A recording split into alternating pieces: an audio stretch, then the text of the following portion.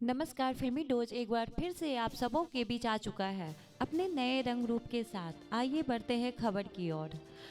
भोजपुरी फिल्मों के सुपरस्टार खेसारी लाल यादव के फैंस के लिए एक खुशखबरी है। जी हाँ, खेसारी लाल यादव के फैंस उन्हें इस बार हरियाणवी गानों की मशहूर गायिका और डांसर सपना चौधरी के साथ जबरदस्त ठुमके लगाने वाले हैं।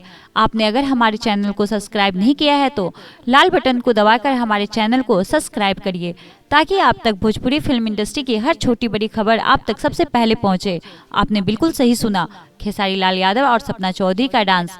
भोजपुरिया दर्शकों को बहुत जल्द खेसारी लाल यादव की आने वाली फिल्म में देखने को मिलेगा। इसकी शूटिंग पूरी कर ली गई है। खेसारी लाल यादव और सपना किस गाने में दिखेंगे, ये जानने के लिए हमारे चैनल को सब्सक्राइब कर लीजिए, ताकि इस गाने के बारे में सबसे पहले आप जानें। फिलहाल खेसारी लाल यादव यूपी में अपनी आगामी फिल्म राजा की आएगी बारात की शूटिंग में व्यस्त हैं।